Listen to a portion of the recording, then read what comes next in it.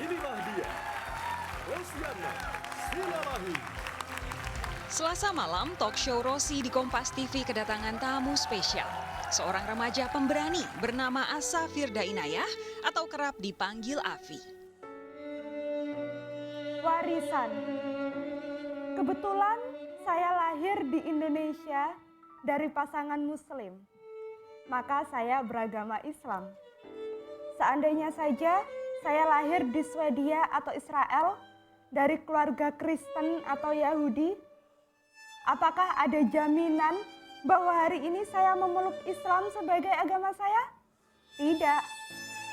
Saya tidak bisa memilih dari mana saya akan lahir dan di mana saya akan tinggal setelah dilahirkan. Warganegaraan saya warisan. Nama saya warisan. Dan agama saya juga warisan. Manusia memang berhak menyampaikan ayat-ayat Tuhan. Tapi jangan sesekali coba jadi Tuhan. Usah melabeli orang masuk surga atau neraka, sebab kita pun masih menghamba. Suatu hari di masa depan, kita akan menceritakan pada anak cucu kita, betapa negara ini nyaris tercerai-berai, bukan karena bom, senjata, peluru, atau rudal, tapi karena orang-orangnya saling menggulkan, bahkan meributkan warisan masing-masing di media sosial. Ketika negara lain sudah pergi ke bulan atau merancang teknologi yang memajukan peradaban, kita masih sibuk meributkan soal warisan. Kita tidak harus berpikiran sama, tapi marilah kita sama-sama berpikir.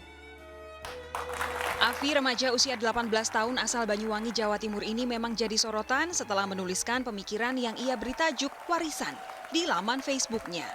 Semua berasal dari kepekaannya atas apa yang selama ini ia alami di lingkungan terdekat. Latar belakang saya menulis warisan ini karena saya mengamati lingkungan sekitar saya yang nyaris tercerai-berai, yang suasananya panas di media sosial ataupun di dunia nyata karena isu SARA. Oh begitu? Ya. Di Banyuwangi? Di lingkungan terdekatmu? Lingkungan terdekat saya. Ya, bisa kamu cerita nggak seperti apa panasnya? Panasnya, imbasnya ke pertamanan kita, tapi untuk tepatnya mengapa kok panas saya juga tidak tahu.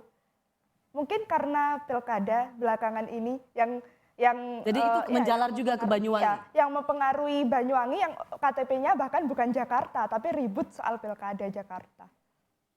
Wah.